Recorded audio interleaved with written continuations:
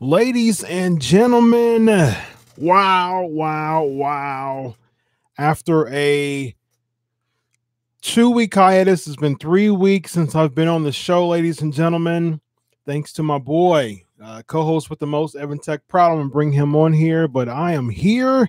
This is the Pancakes and Powerslam show live on Wrestling Inc. YouTube, ladies and gentlemen. This is going to be fun. Back surgery 2.5 weeks ago. I'm still incredibly sore, but I'm here, ladies and gentlemen. I'm toughing it out for tonight. I've been absent from the show for 2 weeks. My co-host sat in the captain's chair, and it's going to be a lot of fun. We got so much to do. We got so much on the ballot on the show for tonight. As my boy Booker T would say, we got a big show tonight, brother. We got a big show tonight, man. As the chat is filling up, what's going on, Charlotte? What's going on, Derek? We got a lot of trivia that's going on for Money in the Bank. So I hope everybody geared themselves for some Money in the Bank trivia tonight. We're going to have some Money in the Bank trivia. So I really hope you remember some Money in the Bank. So got so much to talk about tonight. We got so much in the headlines, ladies and gentlemen. Of course, as every week we have Raw and SmackDown review. This is the 320th episode of the Pancakes and Powerslam show, ladies and gentlemen. What a fun opportunity to continue and always be here for you. Do it for you. John says, I believe I remember all of them. So yeah, this isn't just the winners, but this is also some matches within Money in the Bank as well. So lots of fun going on here. Before we bring on Evan tonight, let's give you an easy Money in the Bank trivia question. Here it is. Who made his debut at Money in the Bank 2017? Who made his WWE debut at Money in the Bank 2017? Thank you, Chase. Glad to hear you're doing okay from surgery. Much blessings, brother. Thank you very much. My doctor said a full recovery would be in the fall. So in September, I'm still using a walker and seeing a physical therapist. Hopefully I'll be transitioning to a cane soon. That is my hope. But just got to take it easy. And a full recovery is looking to be at about September. So that's where I'm at now as far as the recovery time. So again, first question on deck: who made his WWE debut at Money in the Bank 2017? Without further ado, ladies and gentlemen, let's bring on a co-host with the most, Evan Tech Proud. It's good to be back, man.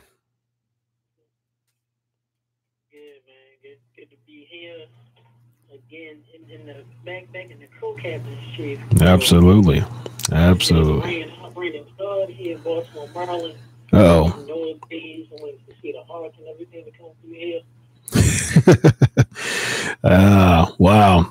If you hear any weird feedback or noise, it's because of that. But I'm good. I'm glad you're back in the captain's chair. Awesome. It's great to be back. Absolutely. It's somebody said they were stretching. Yeah. Old school flying Fred Curry. Yeah. I said, yeah, we'll see how that works. I think he's in his 70s now, so that might not be as easy for him to do that as much. But Stu Hart was still stretching people in his 70s, so you never know. So absolutely. All right. Yeah, that's true. They get pause free from Nitro. We talked about a few weeks ago. So the league told Animal told Liga, "Oh, my back's too big for your rank." Yeah, that's quite odd. That's actually quite odd. Well, once again, question on deck: who made his WWE debut at Money in the Bank 2017?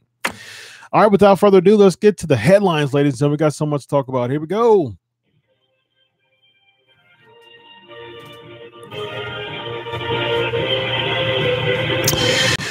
All right, so a very somber moment to start off the Pancakes and Powerslam show. Justin Credible, Justin Credible's wife, he made an announcement. Unfortunately, good job, Derek. Yes, Mike Canellis. He made an announcement. I think it was yesterday that his wife only has 6 months to live. Wow, that is so unfortunate. You could just see through Justin Credible's Twitter, just the emotional roller coaster that he's going through because of this announcement. It's really tough. And you know, it's really, really tough to hear stuff like that, as far as just, you know, anyone, as far as their spouse has 6 months to live, according to doctors, and it's just really tough. So our prayers go out to Justin Credible. And Justin Credible has he's been going through a lot too. He's been going through just a lot of emotional roller coasters, as far as just drug and alcohol, and just struggling with sobriety. So you know, I've had some close friends who's actually struggled with sobriety for some time back in the past, and you know, just anything. And I'm about to become a doctor in psychology and experience in mental health. That's what I do as well. And I know just there's so many things that could easily trigger just kind of relapsing and just kind of struggling with sobriety for people who you know, were former addicts and having trouble with that. And you know, hearing news that his, you know, wife has, you know, 6 months to live, that's really tough. That's really tough to endure. So I you know, my prayer is that Justin Credible, you know, he gets around some good spiritual, emotional support that can really help him through this time, because you know, it's not easy to deal with that information by yourself, as we saw just with his Twitter. But just really, your spouse has 6 months to live. I mean, that's really tough to endure. Yeah, I couldn't even imagine. I know that would have been good talk with Justin. I know I got to speak to him on WrestleMania weekend. He's been on the show multiple times. Me and Justin Credible, we kind of shared some of a good personal friend of mine who was a good well-known regional wrestler. Justin Credible actually got to wrestle with him one of his last matches. And me and Justin's always been good buddies, and I can tell seeing him, you know, we're all spiritual. You can just pick up people's spirits. I can tell he was just really down and out. And I can't even imagine if I get the news of, you know, somebody saying my girlfriend, Tim, we fiancé, got 6 months to live. And you know, you felt his home being married. I couldn't imagine. I've been through that before with I've had my late pastor who was like a father figure. I've been through that before. People who had cancer, my grandmother. But just you really value time when someone tells you only have a certain amount of time to live. Your whole concept of life and time is different. And like you said, the one good thing that I can attest to in my personal life is, with this going on, he has to be around positive folks. Oh yeah. You know, like I said, X-Pac and Sean really been encouraging him. So all of the boys, all his personal friends, he definitely needs that support right now. And you want to pray that he doesn't go back to the bottom or to a pill or to any form to try to use that as a form of coping, because I know what that's like. You know, and that necessarily doesn't help at all. So be praying for him. Yeah, absolutely. Definitely. Yep.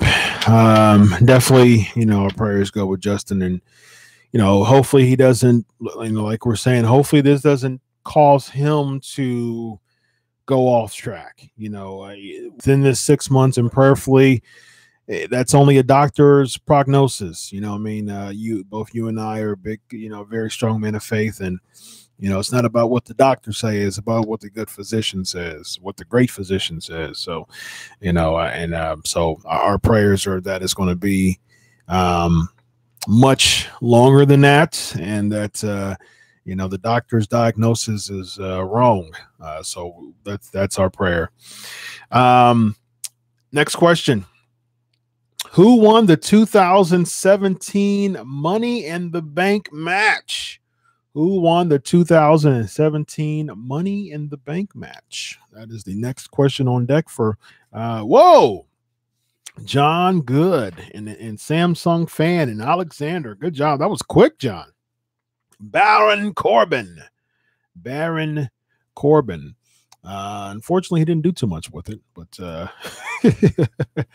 shout out to Ghost Machine. Also said Baron Corbin, GHP Network, Baron Corbin as well. Next question on deck. Who did Naomi defeat to retain the SmackDown Live Women's Championship at Money in the Bank 2017? John is on it.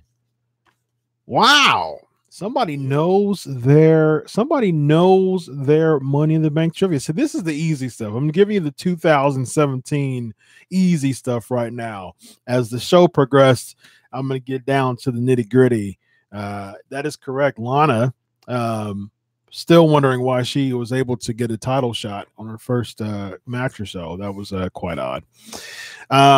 But just to lift up the night, definitely want to start off with Just Incredible. Because our thoughts and prayers with that. Just to lift it up a little bit more. AJ Styles' music, his theme song was originally set for James Storm. That was a quite interesting news that was revealed on the Table for Three with Road Dogg, Jeff Jarrett, and AJ Styles and Elias. It's actually a pretty good Table for Three. Understand why Elias was there, but he was kind of off.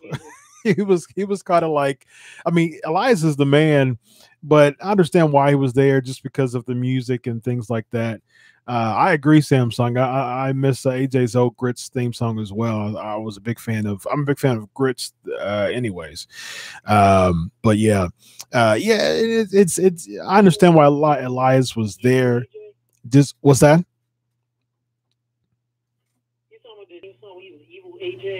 No. That's the Evil Ways. Grits is a popular Christian rap duo. Yeah. But yeah. And it's funny because, like I said, I think Elias being there was a bit odd because I understand that why he was there, just because of the country music, blues musical background, and Jarrett asks, some good questions to him. But a lot of the conversation was kind of make up. It's been a while between the Road Dogg and Jeff Jarrett.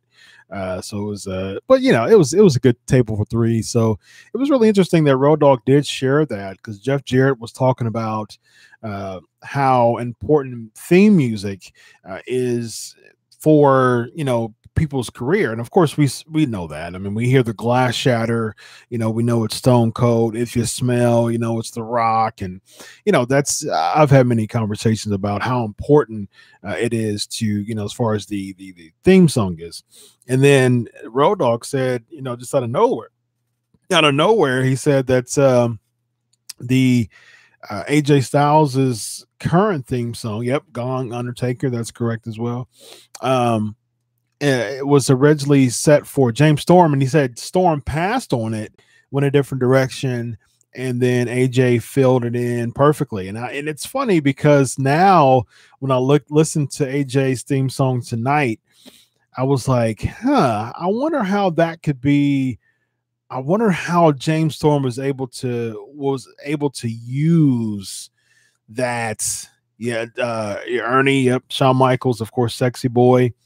GHP, you think the Bludgeon Brothers theme is catchy? I can't get into the Bludgeon Brothers. I can't get anything, like nothing about the Bludgeon Brothers I can get. I'm a big fan of Luke Harper. I think Luke Harper, I wish that when he turned babyface against the Wyatt family before the Bludgeon Brothers stuff, I wish they would have given him a better babyface singles push. But they didn't do that. So Undisputed Era, Shock the System. That's probably my favorite. I agree with that theme. It's stuck in my head. Yeah. Undisputed Era is probably my favorite theme song out right now. I'm a big fan of Undisputed Era's theme song, but yeah, big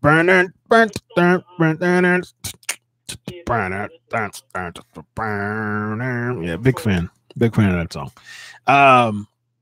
But yeah, it's funny. It's funny. Yeah. It's so short. Being a musician, you are. It's so short. Whoever did it. First of all, these theme songs are starting to sound too much alike. Yeah. Well, the CFOs do them all just now. Like since Jim Johnston's gone, CFOs do just about all of them nowadays. So it's all like poppy EDM type of feel to it. Like it's just there's really nothing. I mean, I like the songs, but like you said, a lot of them are the same nowadays because there's just really one, one group to do it. Now they bring in artists to sing with them, but it mostly all of them is the same. Yeah. Nakamura heel. I like Nakamura Hill's theme too. Yeah, I like it.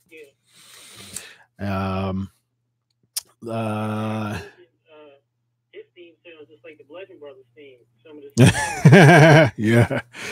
Derek says yes. I love the Undisputed Era theme song. It's my ringtone morning alarm. That's a pretty good ringtone to have for sure.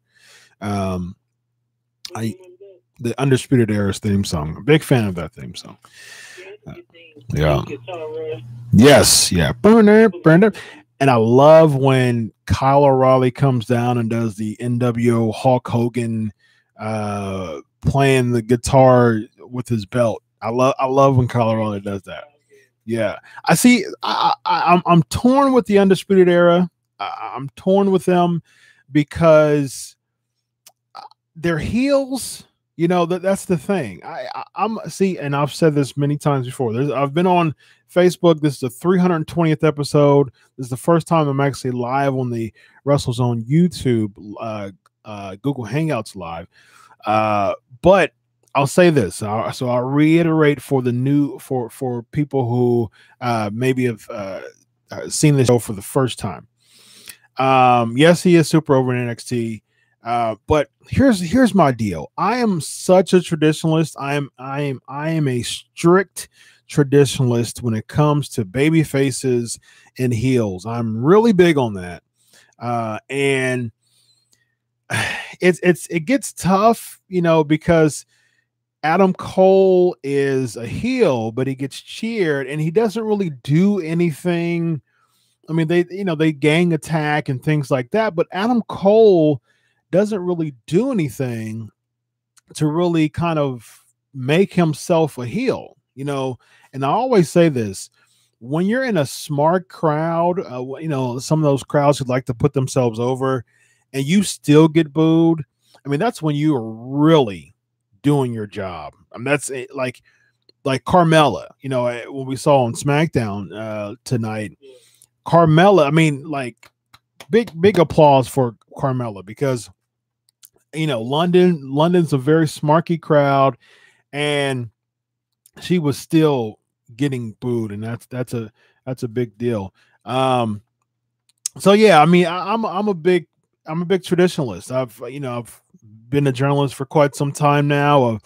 Last year's WrestleMania in Orlando, I was a part of a Q&A with Sting and Flair and JR, and I've brought this up a few times, and Sting with me. I asked Sting and Flair and Ross, and Sting says he said it. He agreed with me as far as just the traditional baby faces and heels, because you need that.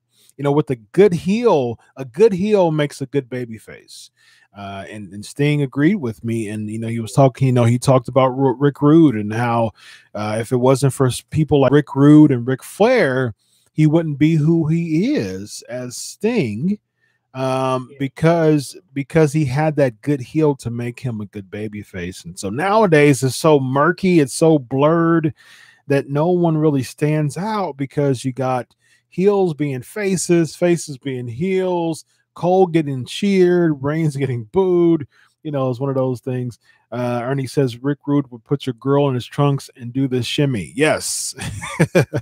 What I like to have right now is for all you fat, out of shape, no good warthogs, keep the noise down while I show you what a real sexy man looks like. Hit the music. Big fan of he was a legend. He's left us on this side, but he was a part of the Hall of Fame last year that was able to go to his children. Rick Martel, elegance. He was really good as well. I agree. What do y'all think? Is Rick Martel Hall of Fame worthy? Should Rick Martel be in the Hall of Fame? We've had this as a Flavor of the Week question before. Flavor of the Week is a Flavor of the Week is a segment that we have at the end of the show, where we just have a random wrestling topic. This week, the Flavor of the Week topic is going to be if you can pick one, you can pick two. I actually have four. It's a fun Flavor of the Week topic this week. We're still in the Money in the Bank vein. If there was one Money in the Bank winner, or two or three, or I have four, if there's a Money in the Bank winner that you could replace for someone who was in the same match, who would it be? So if you look at a Money in the Bank winner out of the series of Money in the Bank winners of the past, 11 years, 10 years, 11 years, if you can say no to him, but replace it with someone else who was in the match, who would it be? So pretty fun Money in the Bank for this week. So let's see. John says yes. Ernie says absolutely not, underutilized. Derek says Carmella and Bliss are probably the best heels right now. Really great at getting fans to not like them. I agree. Carmella and Alexa Bliss are two fantastic heels. Next question on deck. Miz is as well. Which two people successfully cashed in their Money in the Bank contract on the same night? Which two people successfully cashed in their Money in the Bank contract on the same night? Kane. That is correct. That is one of them. Yes, that's one of them. Someone says, I think the other one was Ray. Nope. Ray was actually the one that Kane beat in 2010. So next headline. So WWE announced that Ronda Rousey, they're at the NBC Universal Upfront event. And so, you had the BFFs, Charlotte and Ronda Rousey and Nia Jax, all of them just kind of having some fun, and Charlotte and Rousey doing the Ric Flair woo and so forth. And then all of a sudden, Nia Jax makes things serious, and she says, go to, I don't know what she said verbatim, but it was a cheesy segment. I totally agree with that. I'll go to the top, the competition, this and that, and I'm challenging you, and again, it goes back to me being such an old school fan. I like slow builds. I like slow burns. I like time when it comes to building something. Now, time, yes, time. And I remember when Hogan and Andre competed at WrestleMania 3.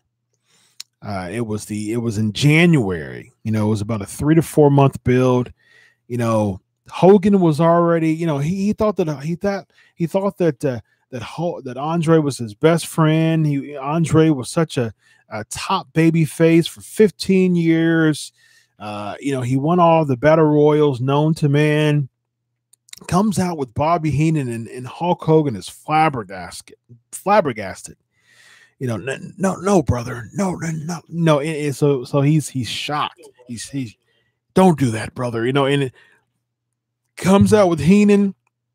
Heenan just, you know, says, look, listen, Andre deserves better. He got this little trophy while you got this big trophy. You know, you've been champ for 4 years. He's been undefeated for 15 years. You know, Andre the Giant wants the title. And Andre snatches the chain off of him, and the kids are crying. The adults are they're shocked. You know, talk about shock the system. That's what happened in 1987, ladies and gentlemen. The system was shocked. Yes, it was real to us. That's exactly right. And that's what happened in 1987. And it was such an amazing build. You know, the main event episode and, you know, Pontiac Silverdome, 1987, Pontiac, Michigan. The body slam heard around the world. Hulk Hogan gets his comeuppance from the 8th one in the world as my man Gorilla Monsoon would say, the irresistible force against the immovable object, Andre the Giant versus Hulk Hogan. I mean, just amazing stories. Now it's just a matter of, we're at some events, you only had one match in your entire career, and it was a tag team match, and you're at the top of the list. It's, you know, challenging you to a title shot. I think it's terrible. I think it takes away from Ronda Rousey's momentum. I think she needs to slowly continue to, you know, and I don't think it's going to be, you know, and there's reports that the reason why they're doing this is because they want to make Money in the Bank, a big pay-per-view. They still want to use Ronda Rousey, but they don't want her to lose in a qualifying match. Neither do they want her to win the case. So there's different variables of why they chose Rousey to be a part of that.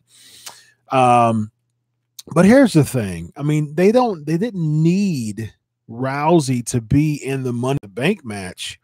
You know, what I see, I don't see a clean finish that comes from here. Plus, you know, you just had a Nia Jax babyface turn just last month. She was talking about the anti-bullying and all that and so forth and so on. And, you know, and they turned her babyface finally. They dyed, you know, she got her hair dyed. She's wearing, like, you know, cute outfits now. And it's like, you do all that just to have, you know, some crazy announcement for some match. It makes no sense to me. It lets you know. It lets you know the star power. If you have to, and I'm using the PG term. I can't use the term Jake Snake Robert Stogie. If you're doing a hot shot, there you go.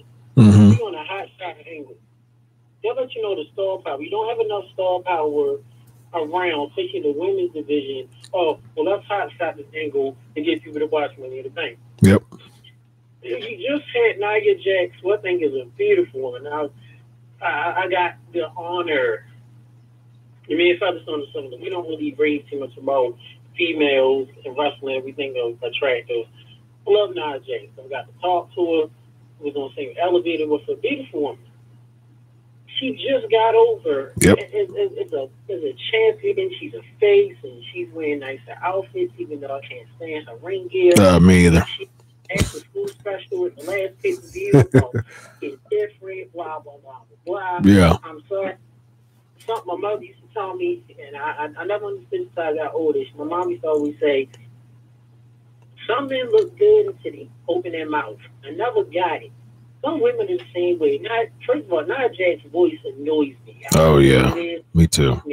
Yeah. Her voice annoys me. She looks amazing. Just keep your mouth shut. Yep. And, this is after school special, kumbaya, and now she's like, the new captain for kids, boom, be different, blah, blah, blah. So what sense does it make for her to randomly download and challenge Ronda Rousey? Yeah. For what? You're the one that's the champion. Why are you challenging someone that's the challenger? Yep. Shouldn't it the other way around?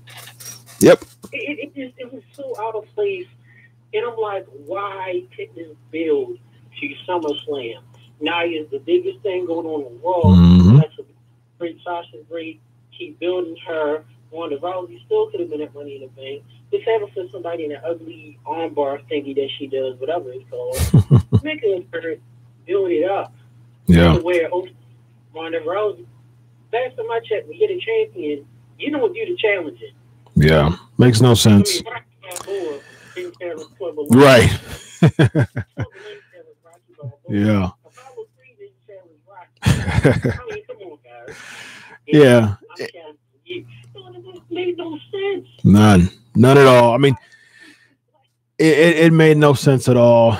And it was, like you said, it was a hot shot, thing. And it just takes away just the art of storytelling. Where has that gone? Where has the art of storytelling gone? Got some comments here, which, like I said, I don't think it's going to be a clean finish, and is being verified here in the chat room, which I totally agree. I definitely see Natalia's turning on Ronda, and I've actually wrote this. I definitely see Natalya and Ronda at SummerSlam, which I'm totally fine with. I think if there's anyone who's the safest in the ring, that's would be a good feud for Ronda Rousey, would definitely be Natalya. If you want safe, if you definitely want someone safe in the ring, I would definitely say the safest person that you could go against would be Natalya for sure. So yeah, I don't, like I said, I don't see a clean finish from this, but at the same time, just having the match period just it doesn't make sense at all for sure. So there's a storyline that they're planting seeds, with the Natalya and Rousey thing, talking about how they train together, they're good friends and things like that. So like I said, there's not going to be a clean finish, but just I understand the mainstream attention that they want and Roman's revolution and all that. I get it. I get why they're trying to do it. I get why they want to do it. But at the same time, it's like, what happened to the art of storytelling? Someone saying Vince is booking it for headlines, and that's exactly what's going on. He's looking at things that are outside mainstream attention, outside of WWE, and that writing for being a journalist, I get to listen to a lot of presentations. I get from the corporate level. I get to listen to a lot of conference meetings and conference calls and presentations from George Barrios, who's the CFO, and things like that. I've listened to plenty of them, and I'm about to have a piece that's going to be released in Wrestling Inc. about just what Barrios thought about splitting the brand. So that's going to be out here in a moment. But listening to those things, I understand why they do things like that, because WWE, they want to please the shareholders. So what they do is they have little things that spike numbers up, and they use that saying, hey, see, look, we got all these numbers. We got these wonderful numbers. We got over 2 million subscribers of the WWE network. And they have that during WrestleMania season. They don't talk about the big drop that's after that, but they want all these elaborate numbers and make things look good, and they want all that stuff. So that's what it's all about with the WWE nowadays. they're using this to create that mainstream attention. I'm not a fan of it. A lot of people aren't a fan of it. We'll see what's going to happen to Money in the Bank. I think it will lead to, it's going to be in June. So that'll be, the 6 to 8 week mark before SummerSlam to build. So I could definitely see that happen. Someone's saying here, Ronda ruined the Women's Royal Rumble. Now, don't get me wrong. I was very skeptical of Ronda Rousey in the beginning, but she won me over like none other at WrestleMania. I think that was actually the best match at WrestleMania. I was a big fan of these Bryan and Shane against Owens and Zayn match. That was a good match as well. But as far as just the best match at WrestleMania, Evan and I, we were both there. We had very good seats. We were right at the end of we were on the risers. So basically you had the floor seats and the level on the floor, right behind the floor seating we were there. So really good seats. And we had the opportunity to really enjoy the matches. We had the beach balls behind us. So wasn't a fan of that. So that, that's another topic for another day. But I had an opportunity to really concentrate on the matches and not get involved in all the craziness that was behind me. I really, really liked the Ronda Rousey Angle versus Tripp and Stephanie match. That was personally my favorite match of the night. It blew me away just as far as just how much Rousey did a fantastic job studying just the craft, and you can understand how much she was a fan, and just the cadences, just the facial expressions, all that was just wrapped into a really good night for Ronda Rousey. But she had that momentum going, and then you throw her in this, and just the timing is just really, really weird for me. Next question on deck. So we don't have the correct answer to that. We have Kane. So no one said the other person, and it is none other Dean Ambrose, ladies and gentlemen. See, that goes to show how much it was a forgettable night. Dean Ambrose cashed in on Seth Rollins at Money in the Bank 2016. And for all of you Roman Reigns haters, that was the last time that he was world champ. So he hasn't been world champ in 2 years, but he has been pushed above the moon, but hasn't been world champ in 2 years. So someone explain that to me. Go ahead. She did a great job. Very impressed.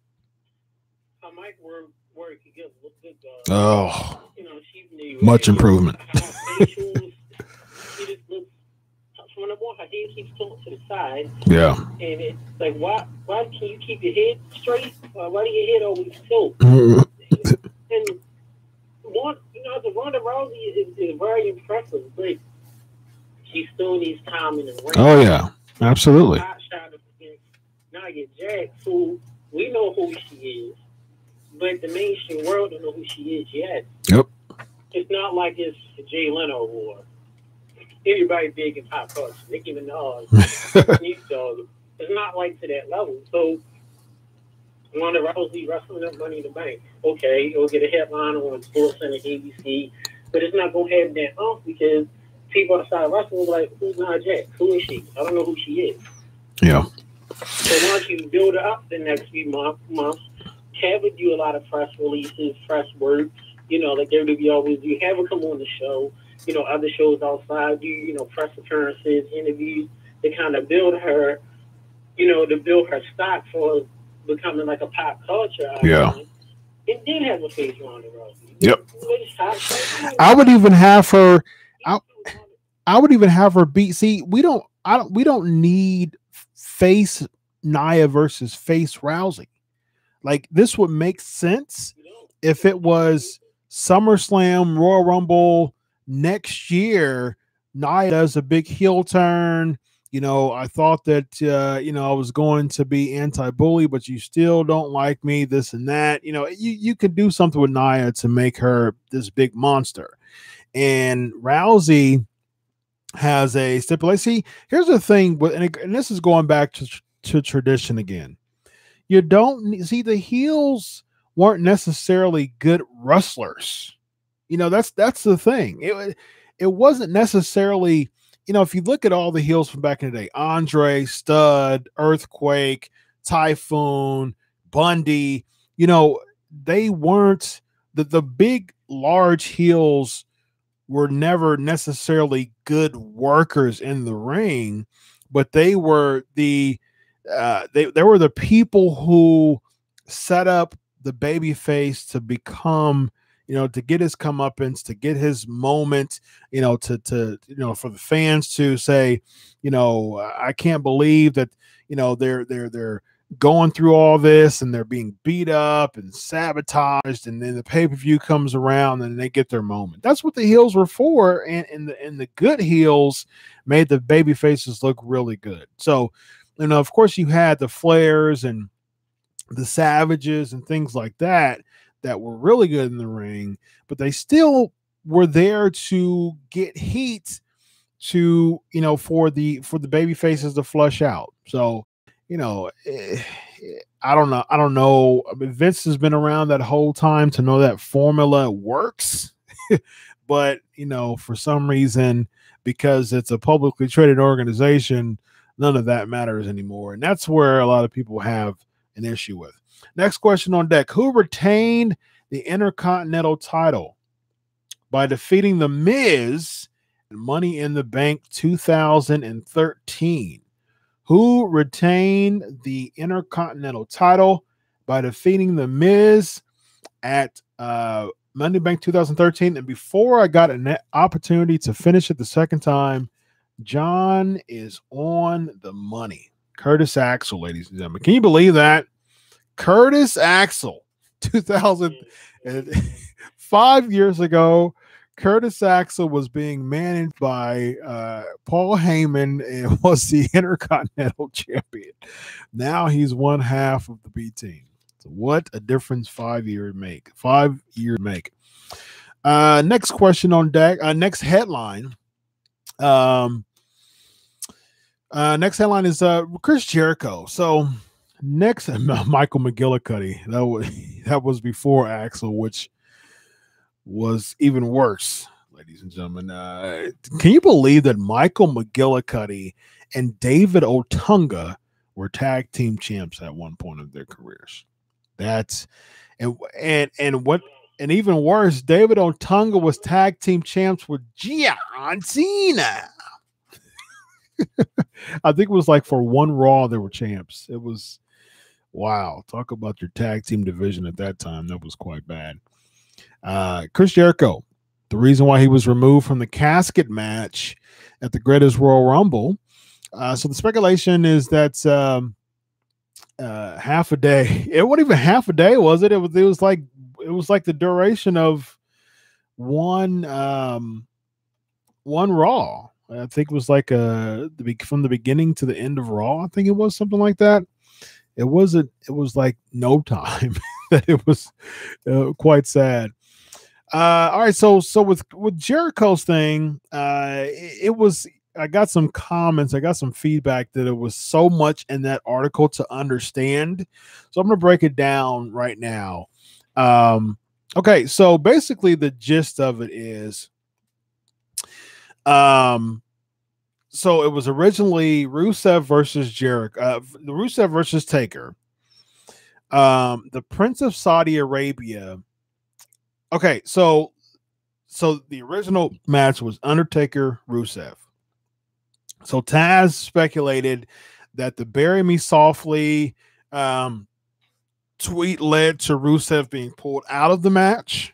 Chris Jericho was the replacement because, as we saw with also Chris Jericho being caught up by Vince McMahon to be Shane McMahon's replacement if he was unable to compete at WrestleMania. Chris Jericho is just the fallback guy. He's the ace in the hole, basically. So Jericho agreed. Jericho became the replacement to compete against The Undertaker. So shortly after that, this is according to the Wrestling Observer Radio. So Jericho Taker became the casket match. Jericho tells Vince McMahon as a courtesy that he was going to shoot an angle with Tetsuya Naito at the wrestling Dontaku event the second night, and we saw that he was in the mask. Naito was clapping people's hands. Jericho was in the mask. He beats up Naito, takes the mask off, blah, blah, blah. So we saw that's what happened. And so, Jericho said this many times on his podcast. He's a free agent. He's not signed with anyone, but he's loyal to WWE. So when he, competes outside of WWE, he tells Vince McMahon these things as a courtesy, just because he's loyal to WWE. He's a WWE guy. He respects the heck out of Vince McMahon. They're friends, he even said. So after, and this is, some people, it could be called coincidence, bad timing, but when Jericho tells Vince McMahon that he was going to be involved in New Japan again to set up for Dominion, he was told that the Prince of Saudi Arabia specifically asked for Rusev to be in the casket match. So Jericho was removed again.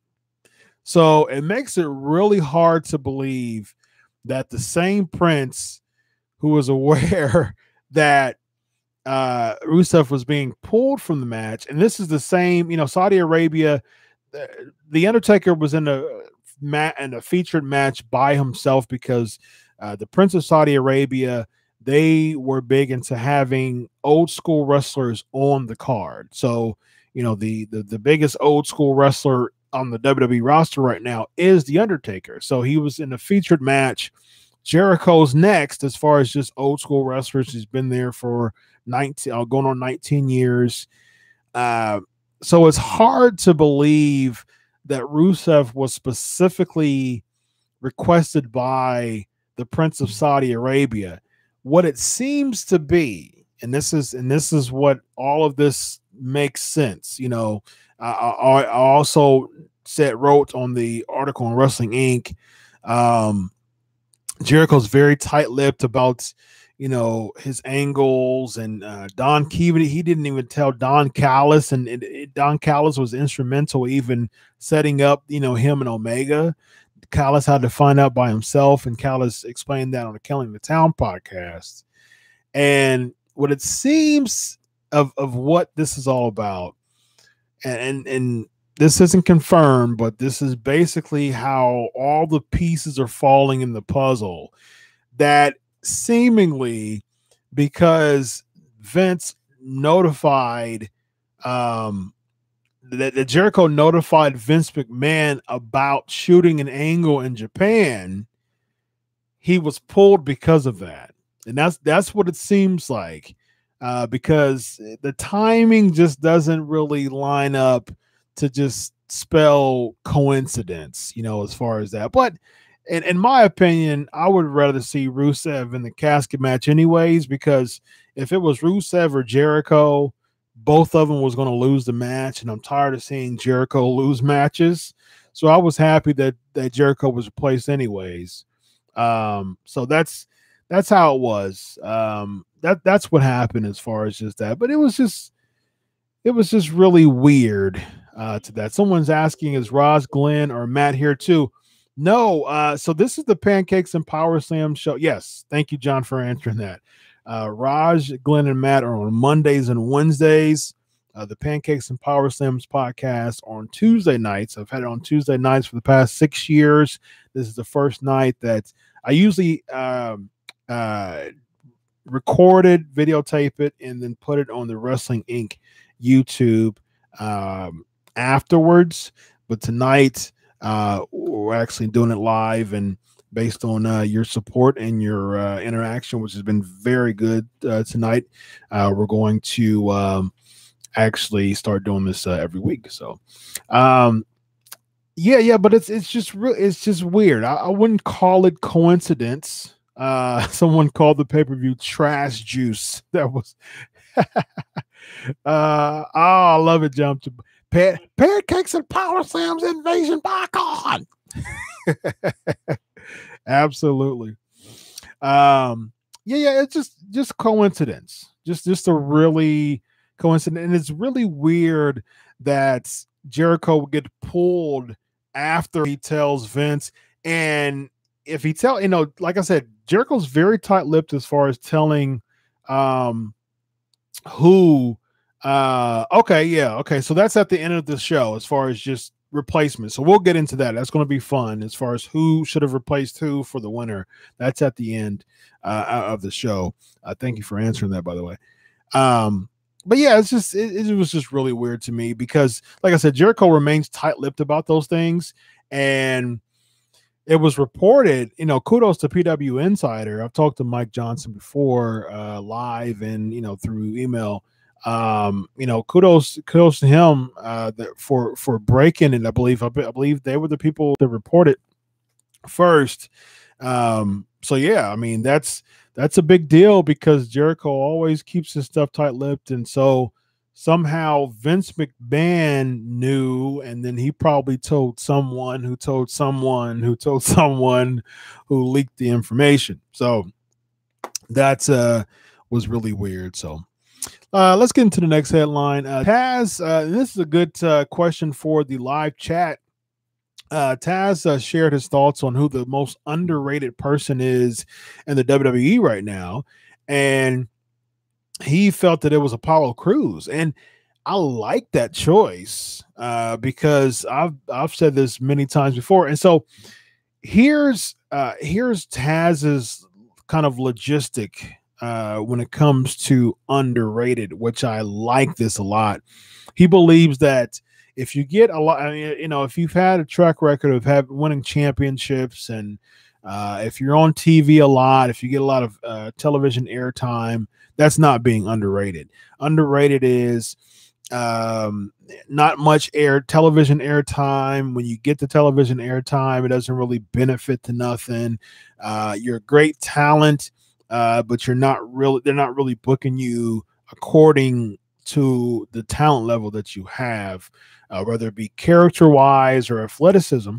And he said Apollo Crews, and I agree. I think that's a great choice because, with Apollo Crews, he's amazing. I mean, when he was Uhaa Nation, he was he was huge in the independent circuit. I've seen him, live before. He's humongous. He's small. I mean, he's short, but he's as wide as a house, and still able to do standing moonsaults.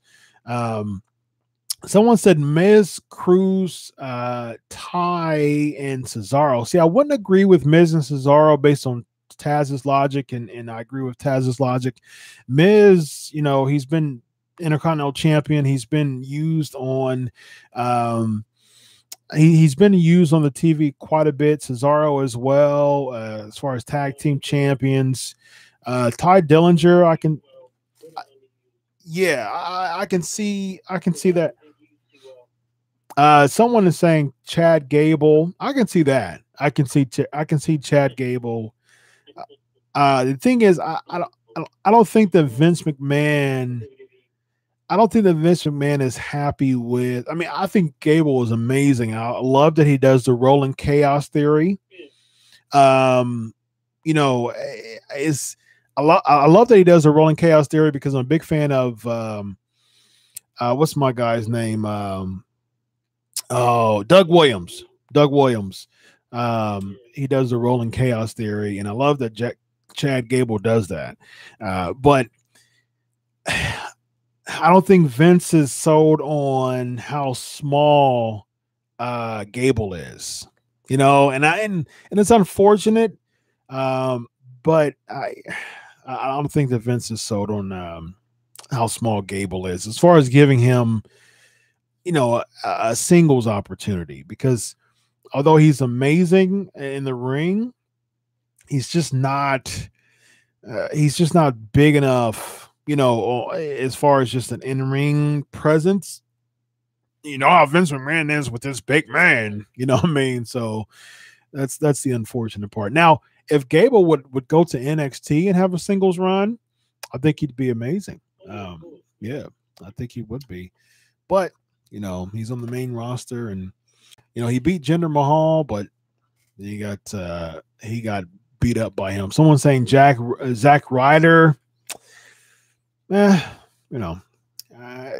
think Ryder's had so many opportunities. It's crazy. So, next question. Name the 3 people who were unsuccessful in cashing in their Money in the Bank contracts. Name the 3 people who were unsuccessful in cashing in their Money in the Bank contracts. Ernie has 2 of them. Who's the next one? Dun, dun, dun, dun, drum roll. We have 2. I see 2. No, Del Rio. Del Rio was successful in cashing his. He cashed it on CM Punk with the help of Kevin Nash. Scott has it right. Scott is the first one that has it right. Good job. Damian Sandow, John Cena, and Baron Corbin. Those are the 3 who were unsuccessful in cashing in their Money in the Bank contracts. Here's the next question. Who was the special referee of the Layla versus Summer Rae match at Money in the Bank 2014? How about that?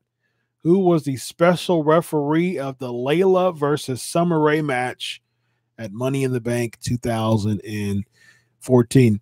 Who do you think is underrated, Evan?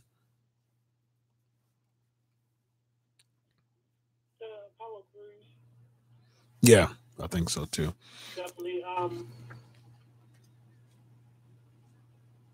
would say Chad Gable, but he'll never. I think Bo Dallas and Curtis Axel. I think I'm not gonna say that. I think most of B team. Underrated, but say it again. I said the B team. Yeah, the B team. Yeah. I just think Bo Dallas and Curtis Axel have so much more that they can offer. They just need the machine behind them. Of course, they've been given a chance at the Miz and the Nats. This is just different things. NXT, but I think those are ones. But I was gonna say Apollo Crews definitely. Titus O'Neil, not so much anymore. He doesn't really wrestle as much, right? Which is good. His botch, a couple of weeks ago really gave life to him. Yeah. Darren Young, I don't even know if he's still in WWE. I think he's gone. No, he got fired last year. He's another one that I think had so much potential, but they just couldn't. Some people they just can't find their niche. Yep. I can't really think of anybody else who's really underutilized. I mean, of course, there are people. The new Ty Dillinger is one, and of course, Noe Jose. He's been Ty Dillinger on Raw. I don't see him ever winning a match unless it's a dark match on Superstars or Jacked. Yeah. Heat. Shotgun Saturday night, right? For the main event. He's on one of those. Velocity. No, it was Right? Yeah, Velocity. Yeah. Live Wire. Right. Jack Metal. Right. Oh goodness, going way back. I gotta give a special shout out to Gruss real quick. He says, I believe Gruss says that the B team should use the old NWO B team music. Ladies and gentlemen, I just so happen to have music. There it is, ladies and gentlemen. The NWO B team music. Bo Dallas, Curtis Axel, the B team. Doom doom doom doom doom doom doom doom doom doom doom doom doom doom doom doom. Right. Yes. I just so happen to have the NWO B team music in my collection, ladies and gentlemen. So there you go. You had an opportunity to listen to the old school NWO B team music, one of the worst factions of all time. Just proof that I'm buddies with Eric Bischoff. The B team. Yeah, I think the B team NWO was terrible. Led by the likes of Stevie Ray and Horace Hogan.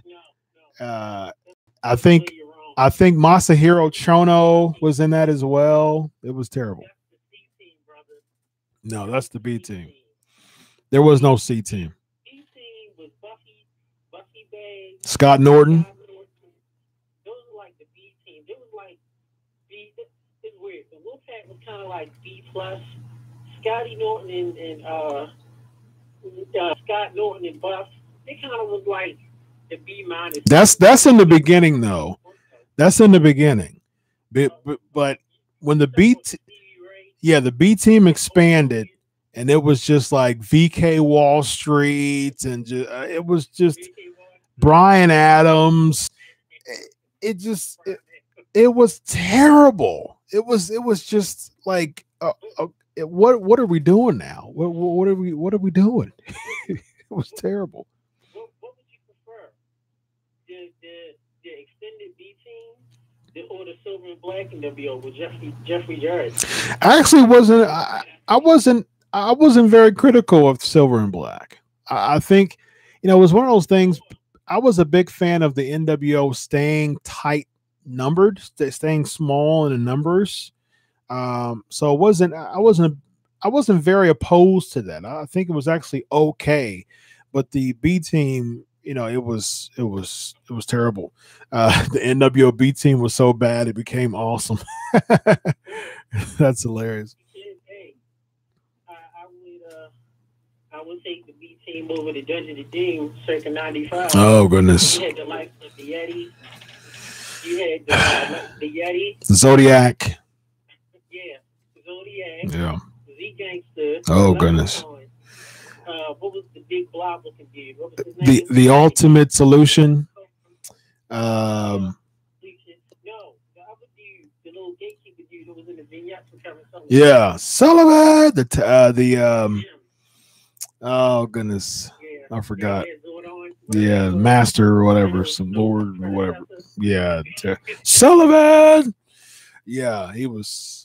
Yeah, that was terrible. Dungeon of Doom was terrible. Sting should have never joined the NWO. Totally agree with that, 100%. Yeah, that never happened. Sting in the NWO.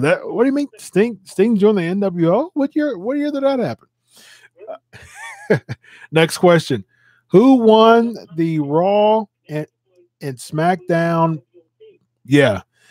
Who won the Raw and SmackDown briefcases at Money in the Bank 2011? Who won the Raw and SmackDown briefcases at Money in the Bank 2011? Someone's bringing up Virgil. Oh man, that's rough. Yeah, he was in the NWO as Vincent. That was rough. So yeah, a couple more headlines before we get to good job, Gress. Really quick. For Raw, it was Alberto Del Rio, and for SmackDown, it was, as Booker T would say, my man D-Bra.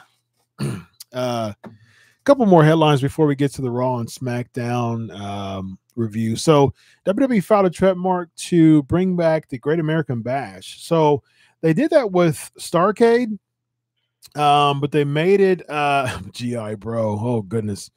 Don't bring back those days. Oh, that was tough. That was rough. Major Guns. Oh, no thanks. No thanks. Yeah, that was terrible. We need a WCW revival, is what it says here. What year at WCW? What year? Don't worry. We'll call Buddy Shane Douglas. Get him to try to reform the revolution. Oh goodness. Bring back Dean Malenko. Well, Dean's an agent in WWE, so that's not going to happen. Yeah. The night. What year was it again? The Dean Malenko won the PWI. He was number one, the PWI top 500. For those in the chat, if y'all know that, I think it was 97. Was it 97?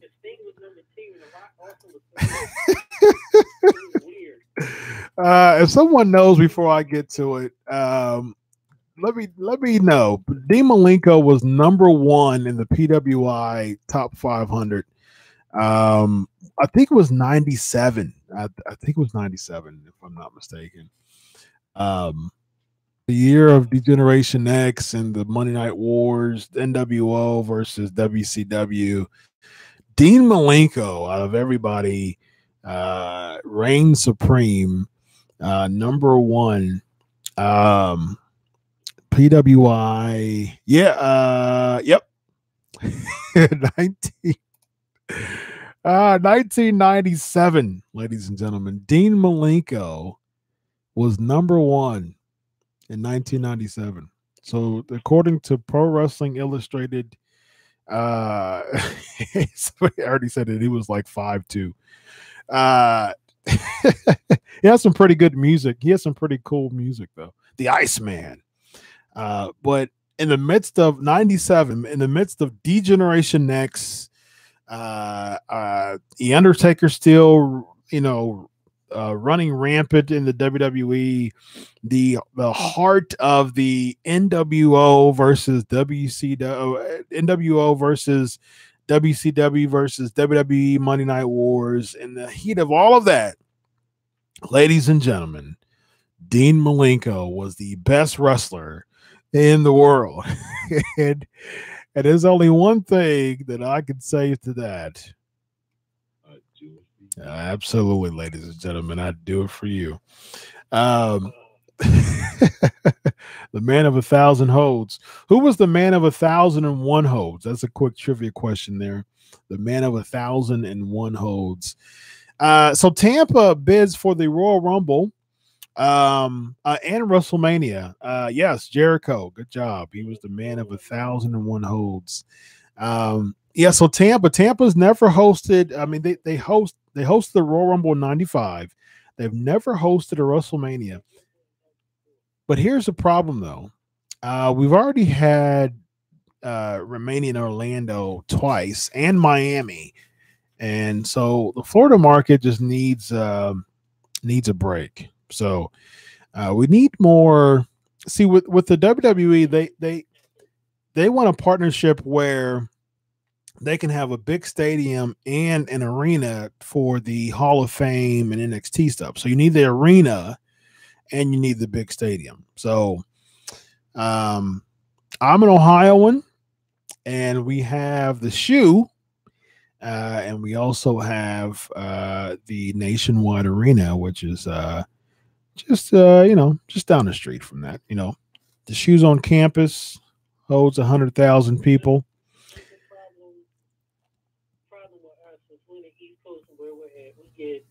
We literally get all 4 seasons in the weather. Right. And Romania hit in March/April, unless you're in New York, because it's the wide New York, one of the biggest markets. Yep. We're not ever getting WrestleMania SummerSlam. Sadly, and by the way, people don't know that their ring, WrestleMania 29, was heated. The ring was heated outside, but it wasn't necessarily warm. Yeah. But we don't have a big market like New York. True. I mean, Florida, we've seen you enough. Yeah, it's true.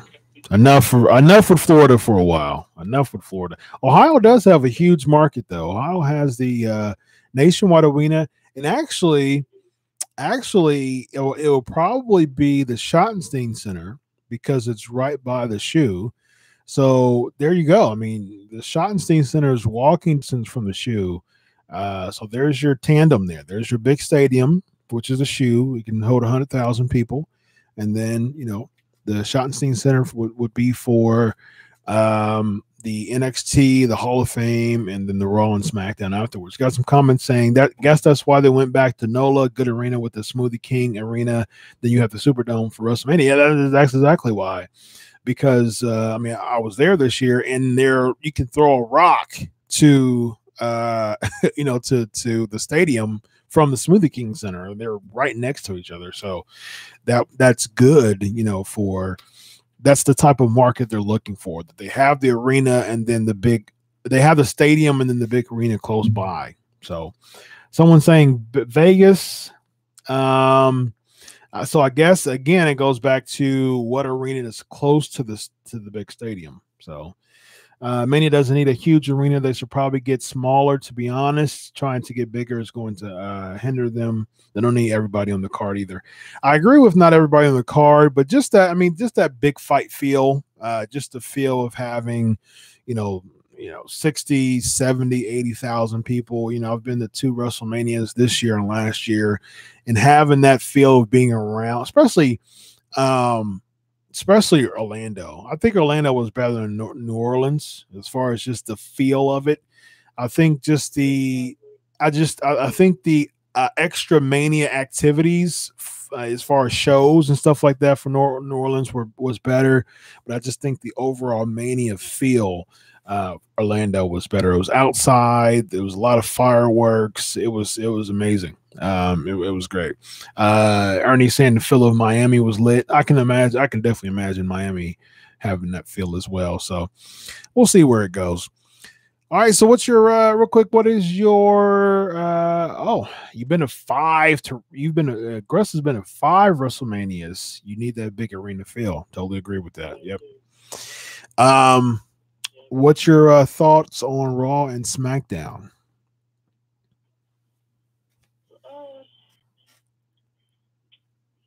I enjoyed Raw. Lashley's so lost. He's just like the prodigal son. He's there. Yeah. Look, I'll say this. Lashley, the interview segment, I know we didn't really touch on it last week. This was so off. Yeah. Lashley, you're not to open your mouth ever again. You look the part. Once you start speaking, it goes downhill. I like Sami Zayn. I mean, he had one of the longest segments I've seen on Raw as far as talking. I thought it was the Triple H segment. And it really didn't get over that much. So the Attitude Era was Triple H talking on a microphone for about 35 minutes. Remember when Raw started? The first 30 minutes of Raw was in-ring. Yep. In-ring segment. So this interview, that's what I thought. But I'm glad Sami Zayn got a chance to display his mic skills. I loved his body language. I loved his enthusiasm for getting him as a heel. My thing, and I disagree with you for the song, when you said this, and now I get it. His music, you can't be a heel if you have catchy 4Kids music. When you hear the song and people sing along with it, you can't be an effective heel. I'm not saying what he get in the ring, but the whole point of being a heel, the fans shouldn't be cheering for you. They should be singing at your theme song. They did it with Nakamura, which I love Nakamura's heel thing. Mm-hmm. Me too. Sami Zayn is one of the best catchy 4Kids happy Nickelodeon themes. And it's cool, but he's a heel. So I'm looking forward to seeing what they're going to do next week with Lashley's sisters. I mean, some of the stuff in this segment was kind of corny. He was saying, "Oh, he wears the same hat as me." Come on, that's right. Your boy Jinder Mahal and Reigns. I mean, it's good to see Reigns face somebody else, but I mean, first of all, if your rings are really that hurt, who has time to say that catchphrase? Really, modern day Maharaja? Right. Now, I enjoyed the spirit that came way off the blue, just falling through a bunch of sheetrock. That was all cool. How did that Jinder Mahal gets hurt going through it, but yet Reigns gets back up unscathed? Makes no sense. Yeah. Like, wait a minute. I thought it was like a different way. But overall, I thought Raw was cool. Lashley just lost. Lost Lashley. Seth Rollins, I mean, he's the best right now. I don't know. I don't get to burn it down catchphrase, but he's producing good match after good match. Mm-hmm. SmackDown, I thought SmackDown was well. Carmella, one of the best heels. I didn't really become a strong fan of hers until after Backlash. I mean, she's cute. Her character is funny. I don't know how to really explain it, but she's her own. But how many times are we going to see Nakamura against AJ for the 80th time? Like, is this Rock versus Triple H in 97 and 98? Right. I mean, good God. You fought at Mania. You fought this was a Casket. Then it was a break. You fought to get on SmackDown. And now Nakamura wins, so he can decide the stipulation so they can just fight yet again. Yeah, too much. Yeah. Yeah, too much. But I will say this, though. This was the best Styles Nakamura match of the entire series. I will say that. Yeah. It was a yeah. It was a good match. So far. Yep. I agree. I mean, the bar, the bar's losing. Where's Asuka? It's like she lost, and now she's in the pool of pity. And she falls into the lake of reincarnation with Bray Wyatt. What is going on? Yeah. Someone's asking, was the Styles Nakamura match better than New Japan? Nope. I don't think it was better. It was good. It was good. It was the best match, I think, in WWE for sure. It was a really solid match, but nope, not better than their match in Japan for sure. Yep. I enjoyed both shows. I did. Both shows were cool. Raw kind of lost me a few times. Oh, shout out to Booker T. Another thing. I'm sorry, Coach. You could have stayed in the back. You can go back and doing commentary like you did back in the day. Yep. Backstage. Just don't grow your head back like you did. But the hilarity of Michael Cole, Corey Graves, and Booker T, where Michael Cole called King Wolfgang a bald-headed 1-year-old. Yeah, that's somebody's kid.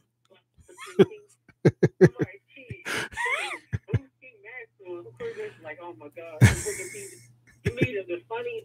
That's why, like, unintentionally funny moments. Right.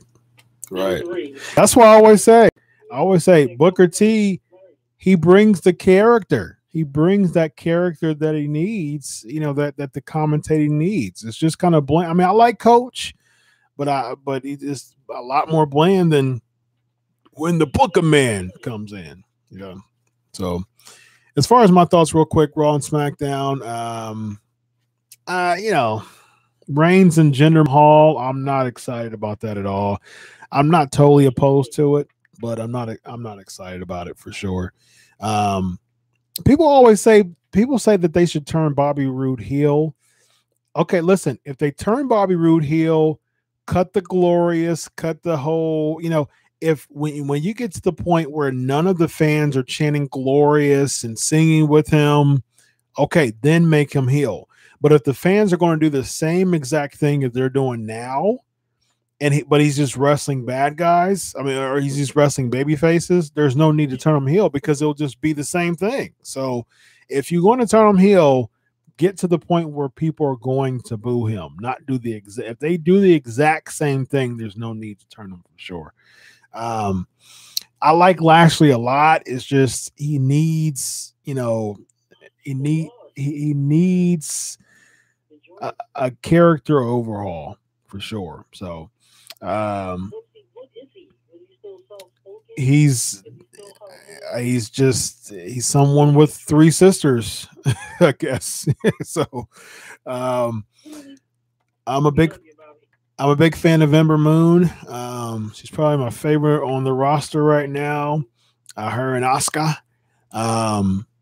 I'm glad that Asuka's getting the title match on SmackDown, but there's no rhyme or reason though. I mean, why is Asuka? I mean, I'm a big fan of Asuka. She's probably my number 2 right now. My top 3 is probably Ember, Asuka, Naomi, and then 4th I would say Becky Lynch. Those are my top 4 right now. And I would agree. Yeah, and I like Alexa Bliss is fantastic, but I don't like her, which is good because That's she's doing good. No, Samsung's asking no Charlotte. I've never really been too high on Charlotte. Charlotte's one of the best. It's probably the best in the entire WWE right now, but I've never been a fan of Charlotte Flair. Yeah. Yes, both her teeth and her breast. So, they're going to do anything with the girl who uses hair to hit people with. I suppose you're talking about Bianca Belair. She's honing her craft in NXT right now. So, I mean, listen, I'm not a fan of Charlotte. I think Charlotte is amazing in the ring, just overall, probably the best on the roster. I've just never would have been. I've just never been a fan of Charlotte Flair as far as just my personal fandom, so to speak. I don't dislike her whatsoever, but she's never been. I've never been a fan of her, so to speak. All right. Were you a fan of Ashley Flair? No. What year was the first Money in the Bank pay-per-view? What year was the first Money in the Bank pay-per-view? So SmackDown, I guess Big Cass 2010. Good job, man. You guys are on it. I've got one more before we close and flavor of the week. So yeah, as far as just SmackDown's concerned, it seemed like Cass got beat up because there were some issues. 2000. Someone's asking who won it. 2010. Kane won. 2010 and cashed it in on Rey Mysterio that year. I just so Cass seemingly the beginning when Daniel Bryan beat him up and jacked up his knee and all that. It seems like that came from the story that broke that Cass was under the radar. I mean, he was under fire basically for segment. He was supposed, Cass is in the doghouse, and we saw that. I think that was a doghouse moment in the beginning of SmackDown. He asked if he can beat up the midget. They said no, and he beat him up anyways. Basically, that's the simple version of it. So he was in the doghouse because of that. So, all right. Last question of the night before we get to the flavor of the week. Here we go. John Cena, Roman Reigns, Randy Orton, Bray Wyatt, Alberto Del Rio, Sheamus, and Kane. Who is the missing participant in the 2014 Money in the Bank match? With all these people, once again, John Cena, Roman Reigns, Randy Orton, Bray Wyatt, ADR, Sheamus, Kane. Who's missing from that lineup that was in the 2014 Money in the Bank match? All right, real quick, flavor of the week. Here we go. It is now time for the flavor of the week. Someone saying, man, this is PhD level questions. Well, I'm a PhD student, about to become a doctor in my dissertation. So I guess that does make sense for things to be PhD level questions for me. So that was a good comment. All right. So, all right, ladies and gentlemen. So let's get back. We got about 7 minutes or so. Your thoughts. So out of all the Money in the Bank matches, who would you take out of saying this person should have not won this particular Money in the Bank match? Instead, this person should have won. So chat room, your thoughts on that. Evan, give me your replacement. I would say, in 24 when CM Punk won, I would have went ahead and let Chris Jericho. Jericho. This is the thing. Jericho never won the Money in the Bank. Right. Yeah, I just want to give to Jericho. Not that the Punk win was anything against Punk at that time. Mm-hmm. I just as great as Jericho is, I kind of think he just was still underutilized a lot of times. And I would have given it to Jericho. I was saying Jericho by that time really could have did well with it. Yeah. Seeing in the chat room Jack Swagger. So if you're removing someone who won the Money in the Bank, who would you replace it? So remove the person that won the Money in the Bank, replace it with someone who was in the match. So Evan, you did that perfectly. All right, so here are my ones. I have 4 of them. Not any particular order, maybe 1 or 2 above the other, but not really any particular order.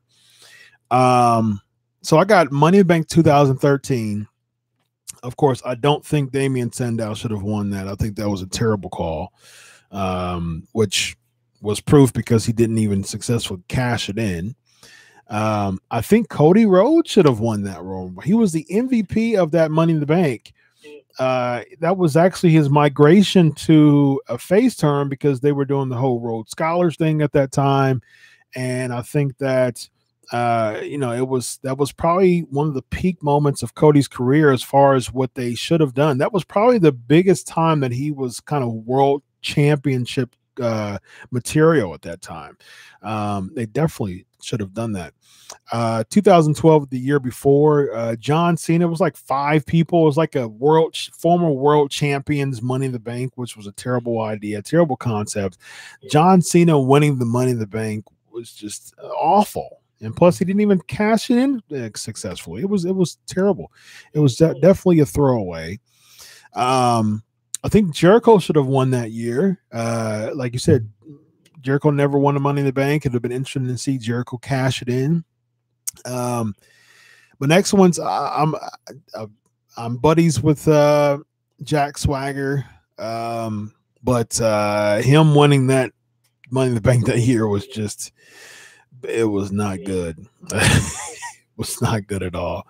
I got Kofi winning that year because it was in 2010. Now, Kofi